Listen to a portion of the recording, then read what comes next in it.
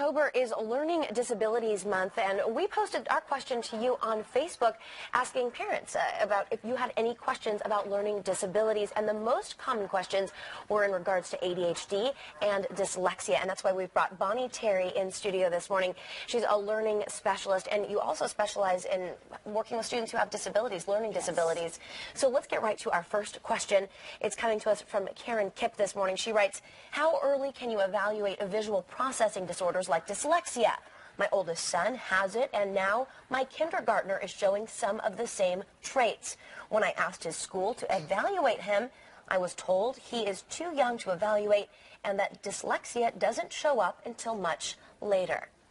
I actually started laughing when I saw that, the end of the question, because dyslexia is not necessarily visual processing or auditory processing. It can be a visual processing disorder, it can be auditory processing, it can be a combination of the two.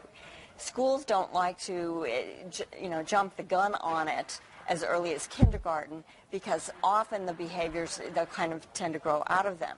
But if you have a sibling that has dyslexia, or a parent or a grandparent or an aunt or uncle that did, you're going to have a higher likelihood of having dyslexia because it does tend to run in families.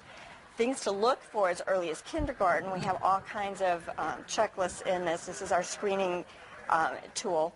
Things to look for as early as kindergarten are going to be trouble with rhyming words, trouble with cutting with scissors, trouble with reversing letters, as well as trouble learning the days of the week and colors and shapes. What we're looking for as specialists is a cluster of problems. Let's get to the next question. I want to make sure we get to this one.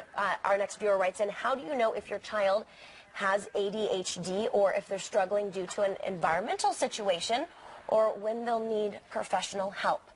Well, if you have ADHD, it's going to be impacting you everywhere, not just in one situation. So that means at school, at home, at church, on the soccer field. If it's only in one situation, you want to be looking at that particular situation. What is triggering those behaviors if it's only in one situation? If you have it across the board, then my best advice is to fill out a couple of checklists. It's going to say, yes, we've got a problem, and that's when you seek professional help for an actual diagnosis. Now, there's a lot of things that you can do to address it. Medication is one route. There's a lot of other avenues, too. I always say, do everything else first, but if you need meds, you need meds. All right, Bonnie, and you also have a great guide for parents on your website. Again, this is a free guide, and Bonnie Terry's website, we're going to have that linked for you. Just search keywords Bonnie Terry, and she's a great resource for parents. Bonnie, thank you. Paul, back to you. Thanks, ladies.